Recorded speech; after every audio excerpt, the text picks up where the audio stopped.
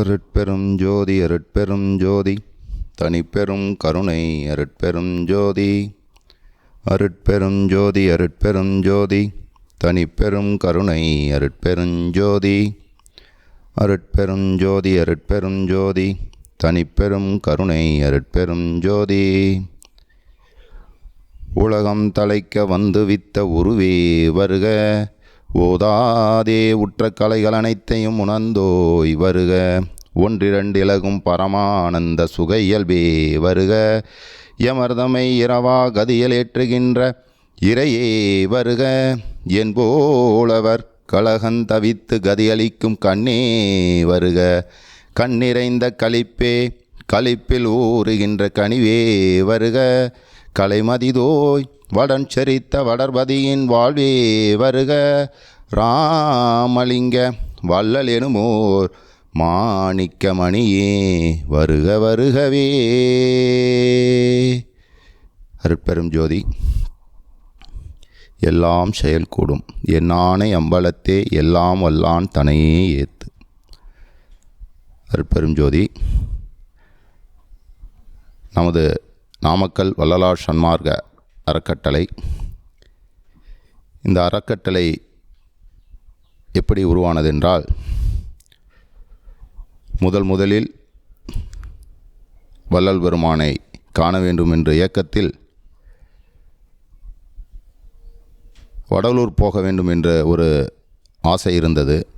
ஆனால் அதற்குரிய வழிகள் எதுவும் தெரியவில்லை.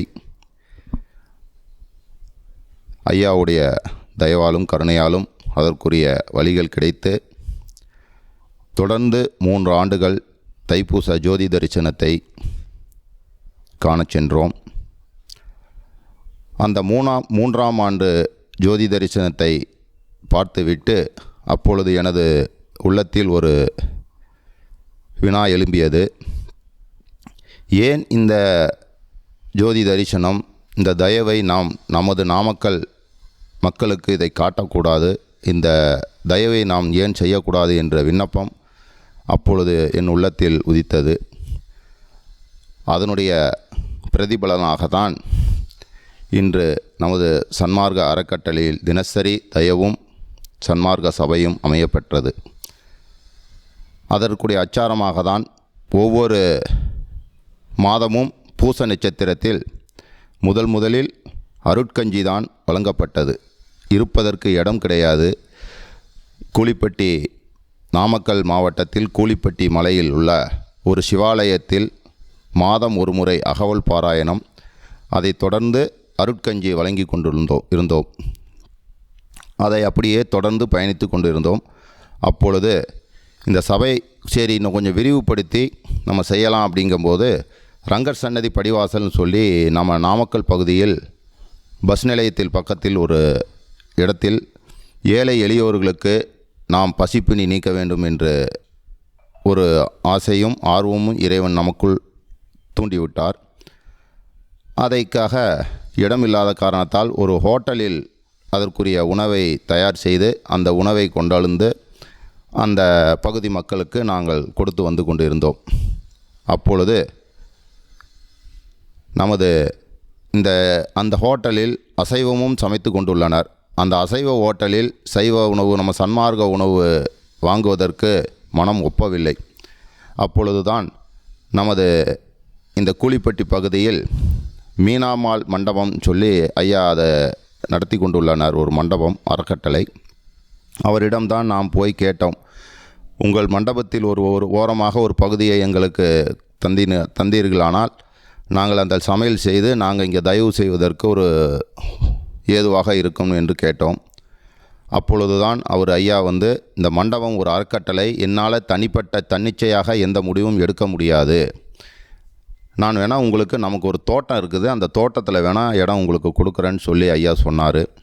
சரின்னு பார்த்தோம். இப்போ இருக்கிற நம்ம சபைக்கு அருகாமையில் தான் அந்த தோட்டம். அந்த தோட்டத்தில் தான் நம்ம அந்த லாக்டவுன் பீரியடு, கொரோனா என்ற அந்த லாக்டவுன் பீரியடில் நம்ம அந்த தோட்டத்துக்கு அமர்ந்தோம். அவர் அந்த தயவு அங்கே கஞ்சி கொடுத்துட்டு இருந்ததை இங்கே அருட்பிரசாத கஞ்சி இங்கே வாரம் ஒரு முறை இந்த பகுதி மக்களுக்கு கொடுத்துக்கிட்டு இருந்தோம். அப்போல்லாம் நம்மக்கிட்ட பொருளாதாரம் அந்த அளவுக்கு வாய்ப்பு இல்லை. வாரம் ஒரு முறை கஞ்சிக்கு மட்டும்தான் இருந்தது. ஒரு சிப்ப அரிசி வாங்கி அந்த கஞ்சி கொடுக்கறதுக்கே அன்றைக்கி இருந்த சூழ்நிலையில் வாய்ப்பு ரொம்ப கம்மி. அப்படி இருக்கும் பகுதியில் அந்த தோட்டத்தின் உரிமையாளர் அண்ணன் செல்வராஜ் அவர்கள் வடலூர் போகிறதுக்கு ஒரு வாய்ப்பு கிடைச்சது. அந்த வடலூர் போயிட்டு வந்ததுக்கப்புறம் அவருடைய மாற்றங்கள் மிக ஒரு அபரிவிதமான வளர்ச்சியாக இருந்தது.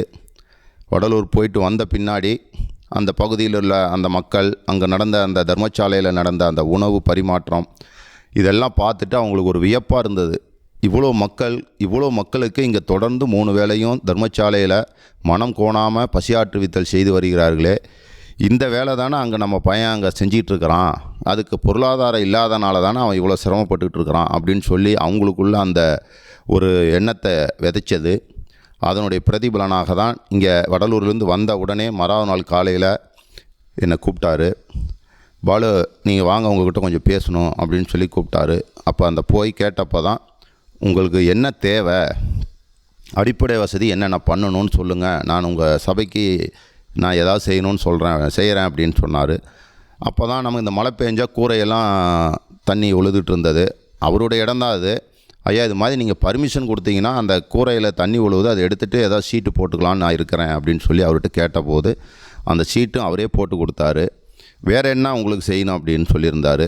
அப்போ சபை அமைக்கணுங்க ஐயா, அது சபைக்கு தெற்கு பார்த்த வாசப்படி உள்ள ஒரு இடம் வேணும் அப்படின்னு சொன்னோம்.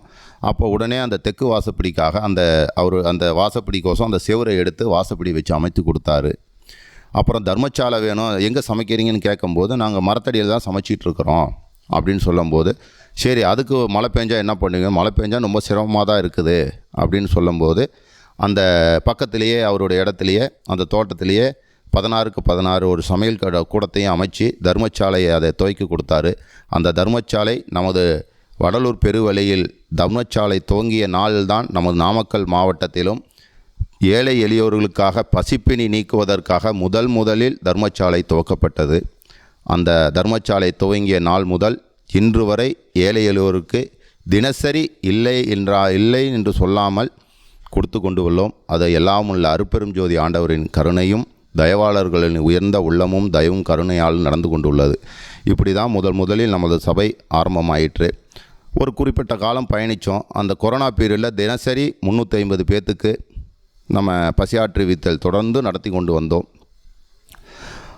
அப்போல்லாம் நமக்கு இந்த தயவால் நமக்கு அந்த அளவுக்கு ஒரு அனுபவம்லாம் கிடையாதுங்க. ஏதோ பசிக்கு சாப்பாடு கொடுக்குறோம், அந்த ஒரு ஆசை தான், அந்த ஆர்வம் தான் நம்மளை இவ்வளோ தூரம் பயணிக்க வச்சது. அப்பொழுது சரி, அப்புறம் அவங்க சூழ்நிலைக்காக இடம் தேவைப்பட்டது. அப்போ சரி பாலு, நீங்கள் இடம் கொஞ்சம் நமக்கு தேவைப்படுது, நம்ம ஒரு வேறு இடம் பார்த்துக்கலாம் அப்படின்னு சொல்லும் பொழுது எனக்கு ரொம்ப வருத்தமாகவும் இருந்தது.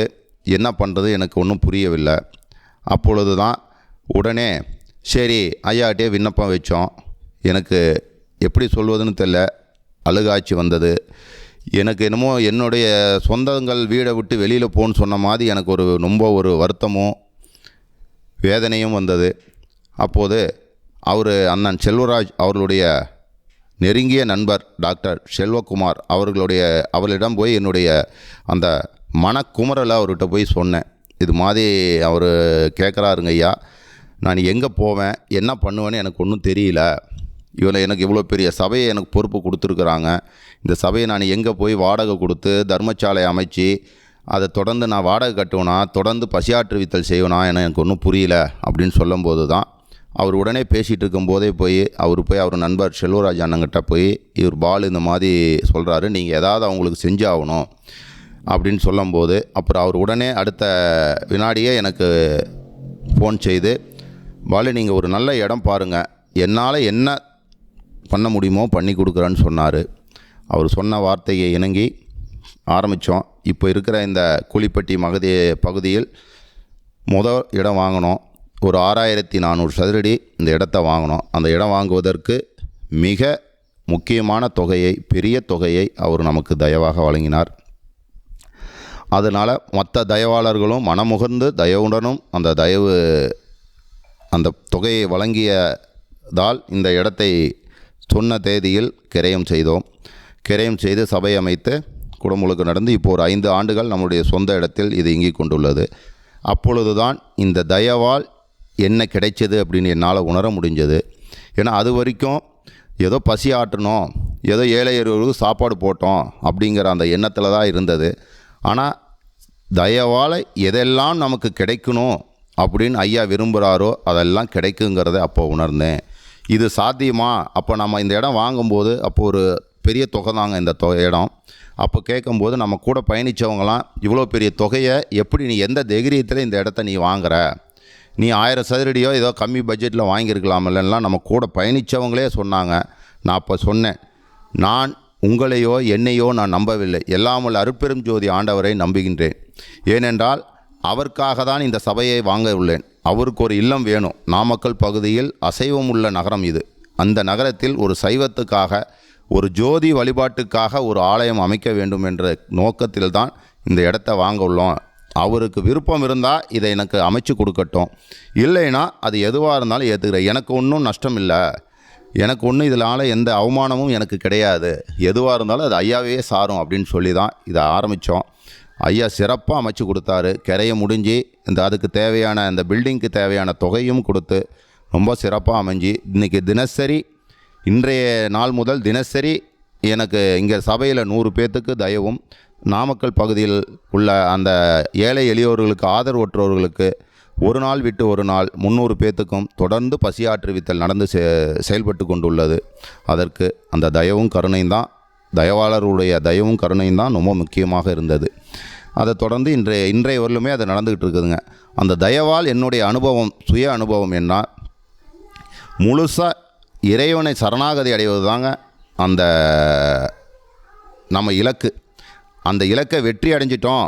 எப்படி நம்ம வெற்றி அடைஞ்சிட்டோன்னு தெரியும்னா, நீ எந்த அளவுக்கு இறைவனிடம் நீ சரணாகதி அடையோ அந்த அளவுக்கு உனக்கு அந்த அனுபவமும் வெற்றியும் உனக்கு கிடைக்குங்கிறது உண்மை. அதை நான் என்னுடைய சுய வாழ்க்கையில், என்னுடைய சொந்த அனுபவத்தில் நான் தெரிந்து கொண்டேன்.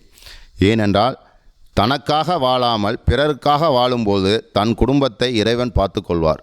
அதில் எந்தவித ஐயமும் இல்லை. தனக்குன்னு இப்போ நான் என்னுடைய சுய தொழிலை நான் மட்டும் ஒரு தொழில் செஞ்சு சம்பாதிக்கணும்னு ஆசைப்பட்டிருந்தா கண்டிப்பாக நான், என் குழந்தைகள், என் மனைவிகள் சந்தோஷமாகவும் ஆடம்பரமாகவும் வாழ முடியும், வாழ்ந்திருப்போம். ஆனால் அது முக்கியமில்ல. ஏன்னா நம்மளுடைய பிறப்புங்கிறது இறைவன் எதற்காக இந்த பூமியில் பிறக்க வைத்துள்ளான் என்பது ஒவ்வொருவருக்கும் ஒரு காரணம் உண்டு.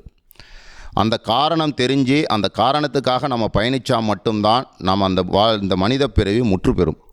அந்த காரணம் தெரியாத வரையில் நாம் மீண்டும் மீண்டும் பிறப்பெடுத்து கொண்டு தான் உள்ளோம். எத்தனை பிறப்பெடுத்தாலும் இன்னும் நான் எதற்காக உன்னை படைச்சேங்கிற காரணமே தெரியாமல் ஏன்டா இப்படி ஜடமாக இருக்கிறேன்னு இறைவன் வருத்தப்படுவார். அது உண்மை. நான் அப்பொழுது முதலில் நான் அந்த அருட்கஞ்சி ஊற்றும் போது எனக்கு நான் உணர்ந்தேன், இறைவன் என்னை இந்த மனித பிறவி எடுப்பதற்கு, ஏழை எளியோருக்கு பசியாற்றுவித்தல் செய்வதற்காகவே என்னை பிறப்பெடுக்க வைத்துள்ளான். இந்த பிறப்புக்குரிய காரணத்தை நான் உணர்ந்து கொண்டேன். அதனால்தான் அந்த பணியை இடைவிடாது எவ்வித தடையும் இல்லாமல் எனக்கு அதை நடத்தி கொண்டு உள்ளனர். அதுதான் எனக்கு ஐயாவுடைய மிகப்பெரிய இறையாற்றல். எனக்கு உறுதுணையாக இருப்பது என்னால் நம்ப முடிகிறது. எனது தந்தை இறக்கும் பொழுதும் அதுக்கு எவ்வித தடையும், தயவுக்கு எவ்வித தடையும் இல்லாத வண்ணத்தில் தான் என்னுடைய தந்தையுடைய இறப்பையும் அந்த இறுதி சடங்கையும் நான் செய்தேன். இறுதி சடங்கு செய்து ஒரு நாள் மட்டும்தான் நான் வரல. மறாவது நாள் இங்கே சபைக்கு வந்து தயவு தொடர ஆரம்பிச்சிட்டேன். அதே மாதிரி இப்போ என்னுடைய தாயார் இணைந்து 1 வருடம் தான் ஆகுது. 2 நாள் மட்டும்தான் நான் வீட்டில் இருந்தேன். ஒரு நாள் மட்டும்தான் தயவு நிப்பாட்டினேன். அதுக்கப்புறம் தொடர்ந்து வந்துட்டேன். அதனுடைய இழப்பு எனக்கு மிகப்பெரிய இழப்பு தான். ஆனால் அதெல்லாம் காட்டிலும் எனக்கு இறைவன் கொடுத்த இந்த செயல், அந்த பசியாற்றுவித்தல், அந்த தயவு தான் எனக்கு அந்த ஆத்ம திருப்தியும் ரொம்ப சந்தோஷத்தையும் மன உறுதியும் கொடுத்து வருகிறது. இந்த தயவும் இந்த பசியாற்றுவித்தலும் தொடர்ந்து இது பயணிக்கிறதற்கு என்னுடைய குடும்பம் மிக முக்கியமான பொறுப்பு வகிக்கிறது. அதுலேயும் என்னுடைய 2 குழந்தைகள் நிறைய தியாகம் செஞ்சுருக்காங்க. ஏன்னா அவள் சின்னவ சொல்லுவா, டாடி நான் உங்களை நிறையா மிஸ் பண்ணுறேன்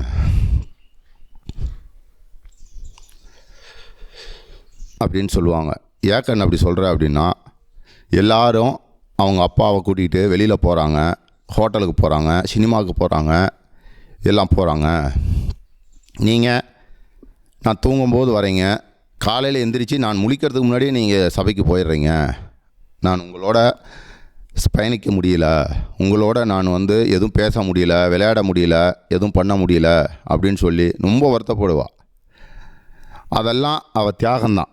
அந்த தியாகத்தால் மட்டும்தான் நான் இந்த நிலையை இன்றைக்கி சபையை உருவாக்கி, அவள் சொல்லுவான் அவகிட்ட, கண்ணு இந்த சுகம் எப்பயும் போவா, நான் இங்கே தான் இருக்க போகிறேன், நீ அப்படி நயனா கூட அப்பா கூட இதெல்லாம் நீ பயணிக்கணும், இதெல்லாம் செய்யணும்னு ஆசைப்பட்டால் சபைக்கு வா, அப்பா நானும் அங்கே இருக்கிறேன், நமக்கு குருவாக இருக்கக்கூடிய தாயாகவும் தந்தையாகவும் இருக்கிற அருட்பெரும் ஜோதி ஆண்டவரும் அங்கே தான் இருக்கிறாரு, வா நம்ம சபைக்கே போகலாம் அப்படின்னு சொல்லி கூட்டிகிட்டு அவளுக்கு முதல்ல சைக்கிள் ஓட்ட கற்றுக் கொடுத்தது இந்த சபையில் தாங்க.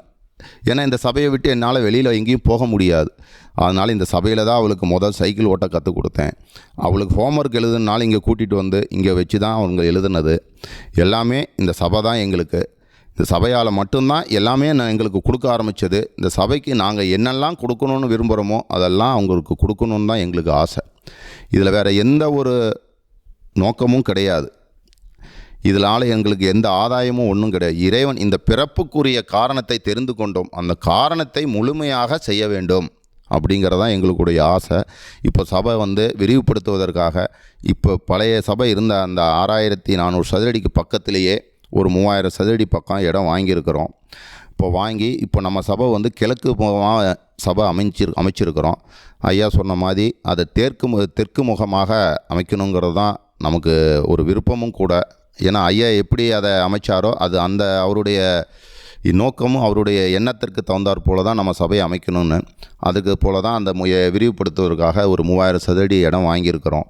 அந்த சபை அமைக்குவதற்கு அந்த இடத்த தெற்கு முகமாக திருப்பி அமைக்க போகிறோம். ஒரு தர்மசாலை அமைக்க போகிறோம். அமைச்சு தொடர்ந்து இப்போ காலை ஒரு வேளை கொடுத்துட்ருக்குறோம். இனி தொடர்ந்து பசியாற்றுவித்தல் செய்வதற்கும் இறைவன் கருணையும் தயவும் தொடர்ந்து நடக்கணும். அதுபோல் அதுக்கு விண்ணப்பம் வச்சு தான் ஐயாட்ட டெய்லியும் அதை பயணிச்சிட்ருக்குறோம்.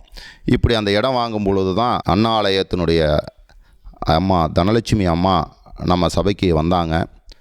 அப்பொழுது தான் அம்மாட்ட சொல்லிகிட்டு இருந்தோம், அம்மா இது மாதிரி இடம் வாங்கணும், இது மாதிரி பண்ணலான் இருக்கிறோம், நீங்கள் ஜோதி வழிபாடு நீங்கள் செஞ்சிகிட்ருக்கிறீங்கன்னு சொன்னாங்க, அது எப்படி செய்யணும்னு சொல்லுங்கம்மா, அது நம்ம சபைக்கு கூட வாய்ப்பு இருந்தால் நீங்கள் பண்ணி கொடுங்க அப்படின்னு சொல்லி சொன்னோம்.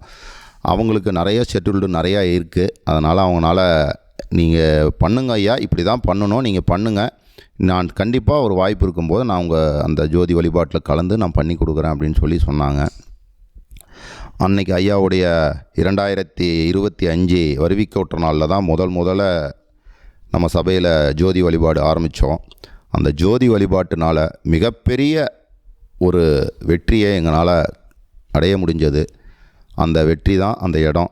அந்த இடம் ரொம்ப பெரிய தொகை, நம்ம சக்திக்கு அப்பாற்பட்ட தொகை தான். நம்ம சக்தினா மானிட பிறவி, நமக்கு ஐயாவுக்கு அது ஒரு பெரிய தொகை இல்லை, அந்த சக்திக்கு அப்பாற்பட்ட தொகை தான். அந்த தொகையை இறைவன் அருளாற்றலால் அது கிரையும் பண்ணோம்.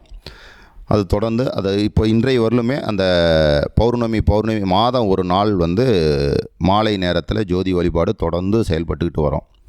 இதை விட மிக முக்கியமான விஷயம், நமக்கு எப்பொழுதெல்லாம் மனசோர்வும் ஒரு பயமும் ஒரு நடுக்கமும் வருதோ அப்பொழுதெல்லாம் பெருவழி நோக்கி பயணம் செய்ய வேண்டும். பெருவழி சாதாரண பெருவழி அல்லைங்க. நமக்கு உற்சாகத்தையும் சார்ஜும் கிடைக்கக்கூடிய இடம் பெருவழி தான். நாங்கள் அப்படி தான் ஒவ்வொரு விஷயமும் ஒவ்வொரு துன்பத்தையும் ஐயாட்ட போய் முறையிட்டு தான் அதை நாங்கள் செயல்படுத்தினோம். நிறைய அனுபவங்கள் இருக்குது. அது இப்போ திடீர்னு பேசும்போது எனக்கு அந்த அனுபவங்கள்லாம் தடைபடுது. அதனால் அவர் சொல்ல முடியாதுங்க. அனுபவத்தை உணர்வால் தான் நம்ம சொல்ல முடியும். சான்றோர்கள் ஏன்னா நிறைய பேர் அதுக்கோசம் பயணிச்சிருக்காங்க. ஏன்னா உண்மையை உணர்ந்தால் மட்டும்தாங்க சொல்ல முடியும். இப்போ வார்த்தையாலேயோ வேறு எதுனாலேயோ சொன்னோம்னா அது அந்த அளவுக்கு அது நம்பகத்தனமாக இருக்காது. ஏன்னா ஒரு இனிப்பு அப்படின்னா சாப்பிட்டு பார்த்தா மட்டும்தான் அந்த சுவையை உணர முடியும். நான் சொல்லலாம் ஜிலேபி இப்படி இருக்குது, மைசூர் பாக்கு இப்படி இருக்குன்னா சொல்லும்போது நல்லா இருக்க மாட்டேங்குது, இவன் சொல்லலாம் இது அப்படி இருக்குதுன்னு சொல்லலாம் அப்படின்னு மற்றவங்களுக்கு இதாகுது. அவங்களும் அதை சாப்பிட்ணும்.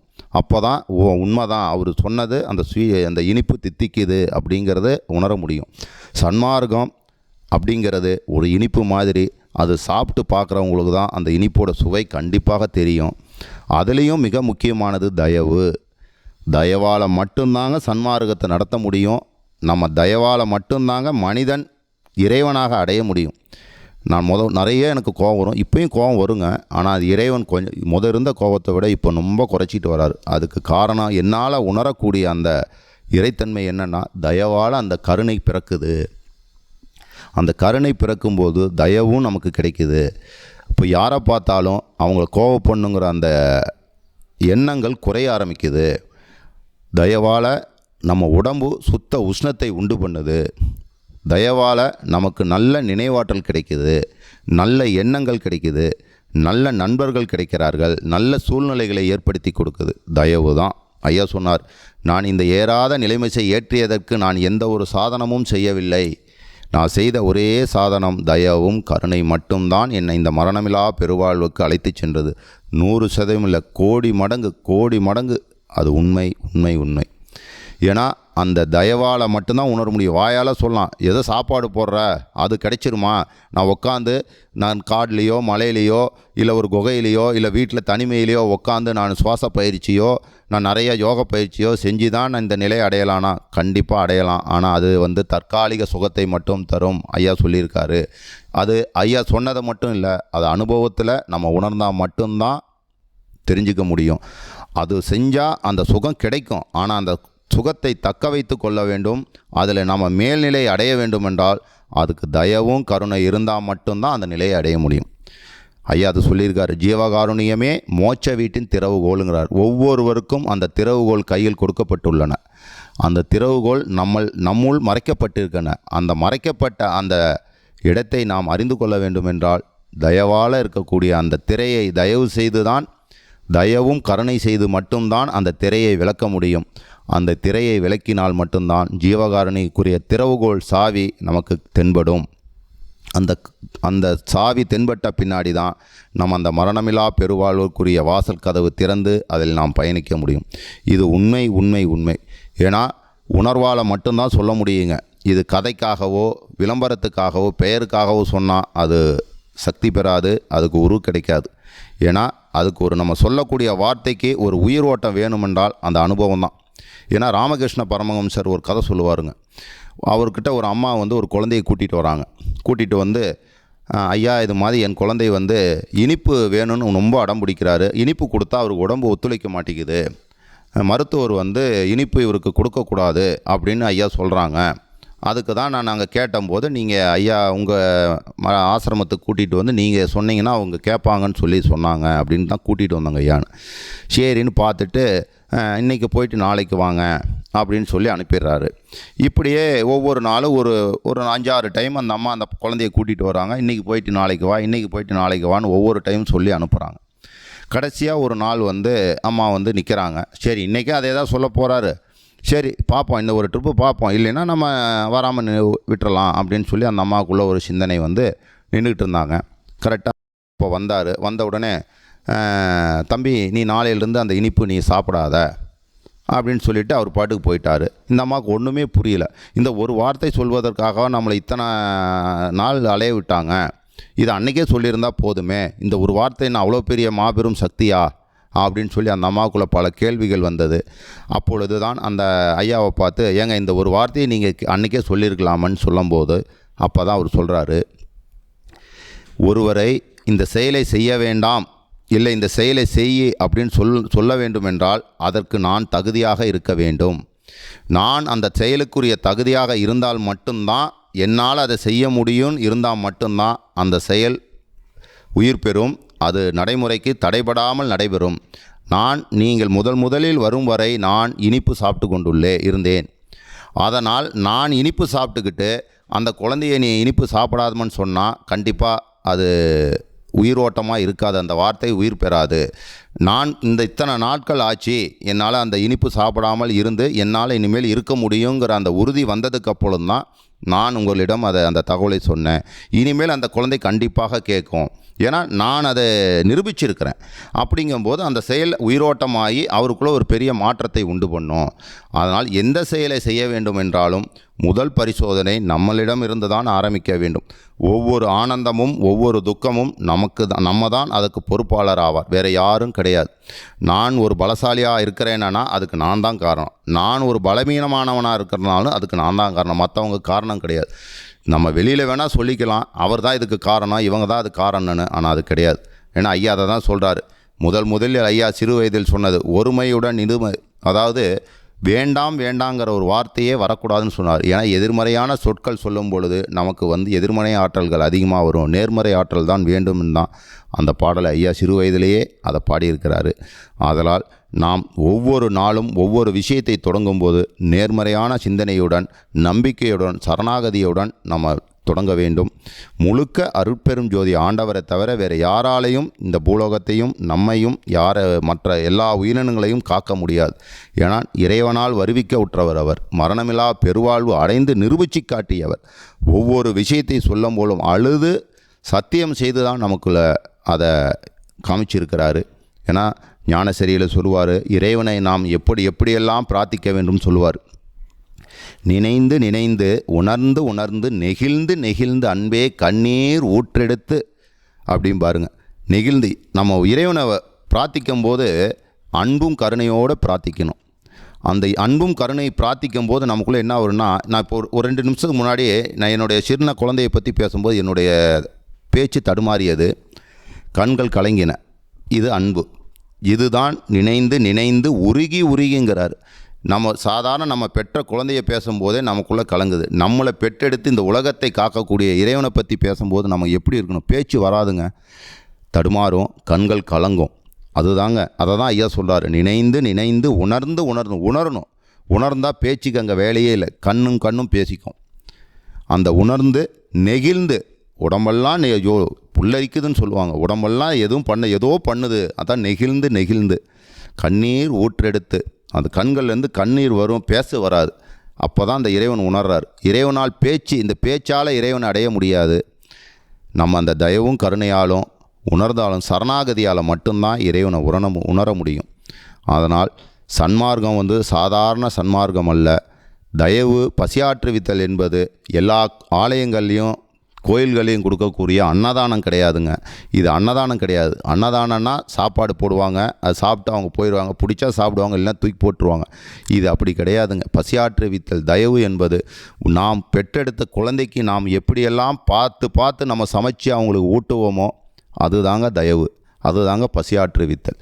நம்ம குழந்தைக்கு எதெல்லாம் பிடிக்குமோ அதெல்லாம் கொடுக்கணும்னு நம்ம நினைப்போம். அதுதாங்க நமக்கு வரக்கூடிய அந்த அடியவர்களும் எளியவர்களும் நம்ம குழந்தையாக பாவிச்சு தான் அவங்களுக்கு இது வேணும், இது கொடுக்கணும், இது ஆரோக்கியம், அவங்களுக்கு இதெல்லாம் கிடைக்காது, நம்மலாம் அதெல்லாம் கொடுக்கணும் அப்படின்னு நினச்சி அவங்க மேலே அக்கறை கொண்டு ஒவ்வொரு நாளும் அந்த தயவு செஞ்சோம்னா கண்டிப்பாக ஐயா சொல்கிறார், தாயாகி தந்தையுமாய் தாங்குகின்ற தெய்வம், தன்னை நிகர் இல்லாத தனித்தலைமை தெய்வங்கிறார்.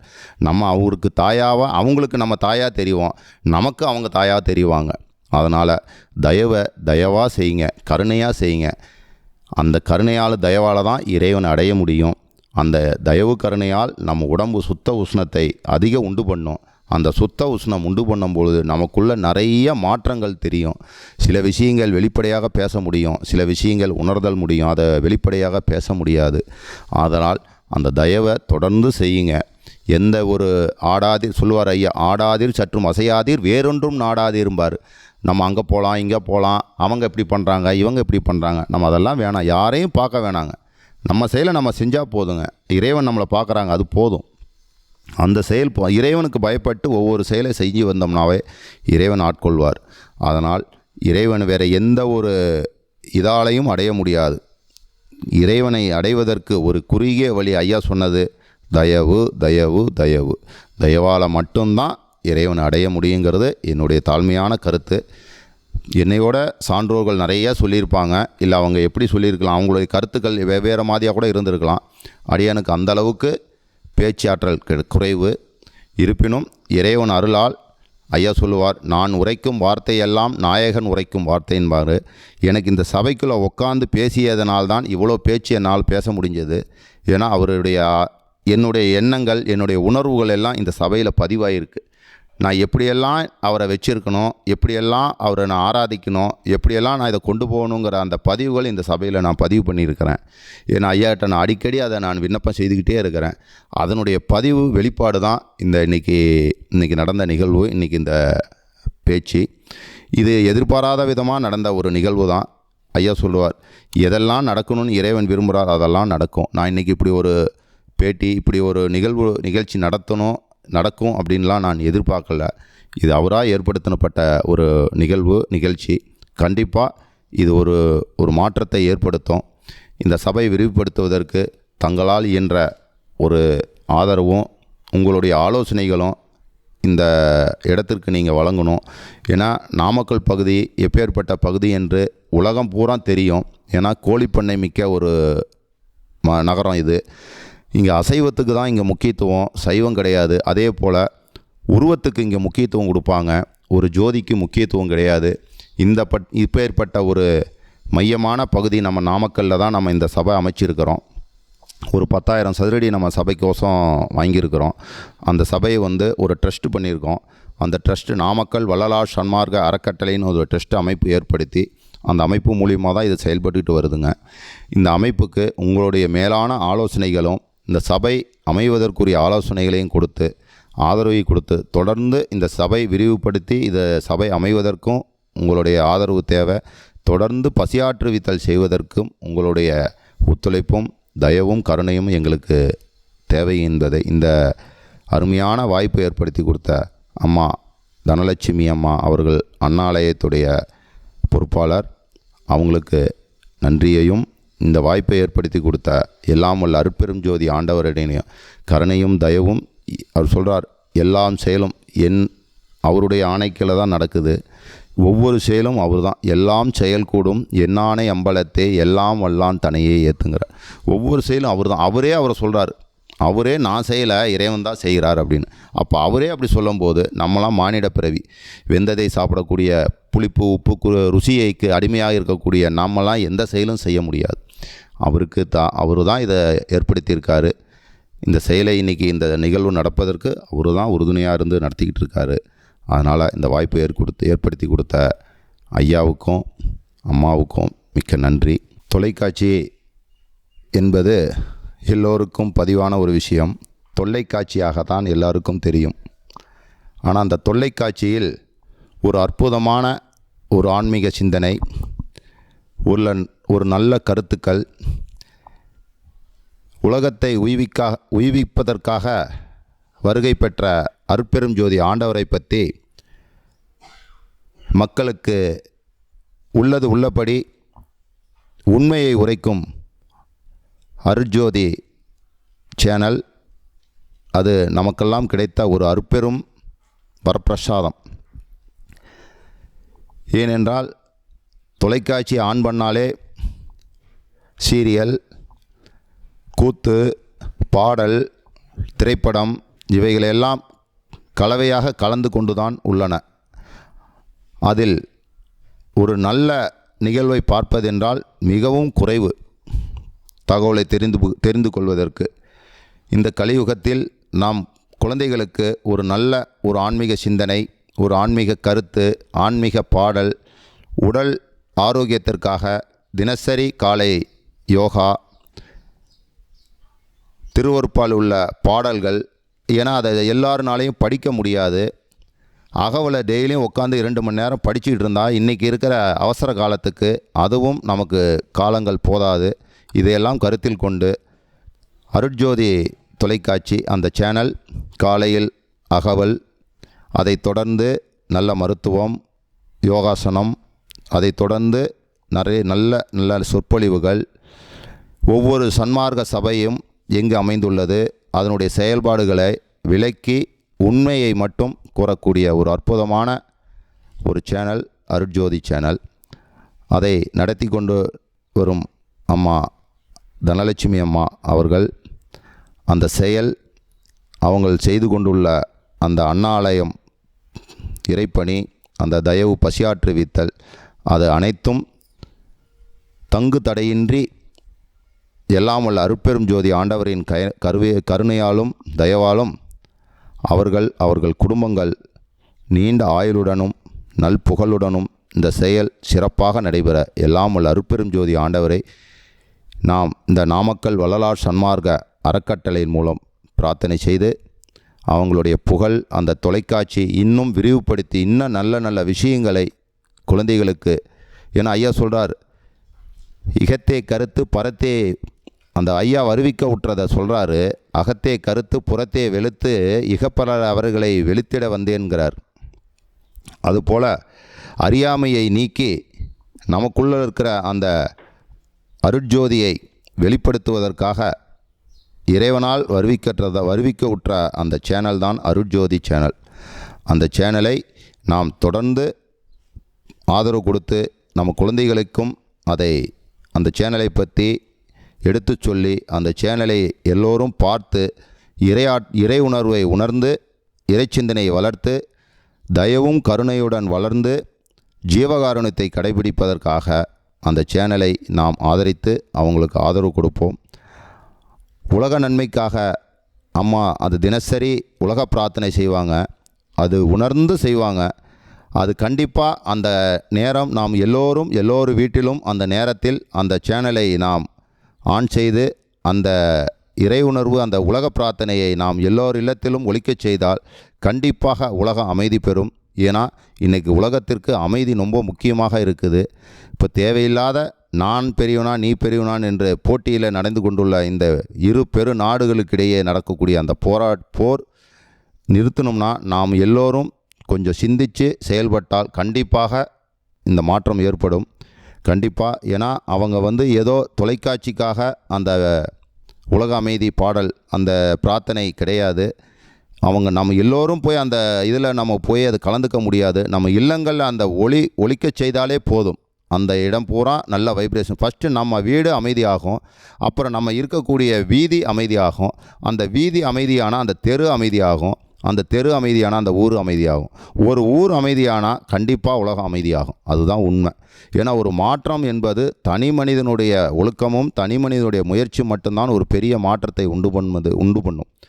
ஆதலால் நாம் அருட்ஜோதி சேனலுக்கு ஆதரவு கொடுத்து குழந்தைகளுக்கு ஒரு நல்ல விஷயத்தை தெரிந்து கொள்ள வேணும். நமக்கு ஆன்மீகத்தை பற்றி எல்லோருக்கும் எல்லாம் தெரியும்னு சொல்ல முடியாது. ஆனால் அங்கே எல்லா விஷயத்தையும் கலவை செய்து அங்கே கொடுத்துக்கிட்டு இருக்காங்க. அதை காமிச்சு அந்த குழந்தைகளுக்கு காட்டி கொடுத்தால் போதும். ஏன்னா சொல்லுவாங்க, நல்லவனாவதும் தீயவனாவதும் அன்னை வளர்ப்பதில்லைங்கிறாங்க. அந்த நமக்கு என்னத்தை காட்டி கொடுக்குறோமோ அந்த குழந்தை அதை அப்படியே பிடித்து கொண்டு பயணிக்கும்.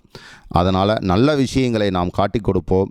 அந்த வருங்கால சங்கதியினை ஒரு சன்மார்க்க நெறியில் வளர்க்கக்கூடிய குழந்தைகளாக மாற்றி ஒரு சன்மார்க்க உலகமாக மாற்ற வேண்டும். எல்லா உயிரையும் நம் உயிர் போல் பாவிக்கும் அந்த ஒரு உயர்ந்த நெறியை நாம் வளர்க்க இந்த அருட்ஜோதி சேனல் மிக உறுதுணையாக இருந்து வருகிறது. அந்த சேனல் வளர்ந்து நல்ல பேரும் புகழும் பெற்று அவங்கள் குடும்பங்கள் நீடோடி வாழ இந்த நல்ல தருணத்தில் எல்லாமல் அருட்பெரும் ஜோதி ஆண்டவரிடம் விண்ணப்பம் செய்கின்றோம். இந்த அருட்ஜோதி நிகழ்ச்சியை பார்த்து வரும் அனைத்து நேயர்களுக்கும் மனமார்ந்த நன்றியும் உள்ளம் கனிந்த நன்றியும் தெரிவித்துக் கொள்கின்றேன். நீங்கள் தொடர்ந்து இந்த அருட்ஜோதி சேனலுக்கு ஆதரவு கொடுங்கள். உங்களால் முடிந்த ஒரு நல்ல கருத்துக்களையும் அந்த அருட்ஜோதி சேனலுக்கு உங்கள் கருத்துக்களையும் பரிமாற்றம் பண்ணுங்கள். உங்கள் ஊர் அருகாமையில் உள்ள சன்மார்க்க சங்கம் ஒரு நல்ல விஷயம் செயல்பட்டுக்குள்ள இருந்தால் அந்த தகவலையும் அவங்களுக்கு தெரியப்படுத்துங்கள். அது உண்மை என்றால் அதை அந்த அருட்ஜோதி சேனலில் பதிவிடுவார்கள். அதனால் மீண்டும் கூறிக்கொள்கிறேன், இந்த அருட்ஜோதி சேனல் காணும் அனைத்து நேயர்களுக்கும் மனமார்ந்த நன்றி. அருட்பெரும் ஜோதி அருட்பெரும் ஜோதி தனிப்பெரும் கருணை அருட்பெரும் ஜோதி. எல்லா உயிர்களும் இன்புற்று வாழ்க, கொல்லா நெறியே குவலயமெல்லாம் ஓங்குக, வள்ளல் மலரடி வாழ்க வாழ்க. எல்லாம் செயல்கூடும் என்னானை அம்பலத்தே, எல்லாம் வல்லான் தனையே ஏத்து. குற்றம் புரிதல் எனக்கு இயல்பே, குணமாக கொள்ளல் உனக்கு இயல்பே. சிற்றம் பலவாய் இனி சிறியேன், செப்பும் முகமன் யாதுலது. தெற்றேன் அடியேன் சிந்தைதனை, தெளிவித் தச்சம் துயர்த்தீத்தே. இற்றே பொழுதே அருட்ஜோதி ஈக தருணம் இதுவாமே. இற்றே பொழுதே அருட்ஜோதி ஈக தருணம் இதுவாமே. அருட்பெரும் ஜோதி அருட்பெரும் ஜோதி தனிப்பெரும் கருணை அருட்பெரும் ஜோதி. உலகினில் உயிர்களுக்கு வரும் இடையூறெல்லாம் விலகு நீ அடைந்து விளக்குக மகிழ்க. சுத்த சன்மார்க்க சுகநிலை பெறுக, உத்தமன் ஆகுக ஓங்குக என்றனை. போற்றினின் பேரருள் போற்றினின் பெருசீர் ஆற்றலின் ஓங்கி அருட்பெரும் ஜோதி அருட்பெரும் ஜோதி அருட்பெரும் ஜோதி அருட்பெரும் ஜோதி அருட்பெரும் ஜோதி. திருச்சிற்றம்பலம்.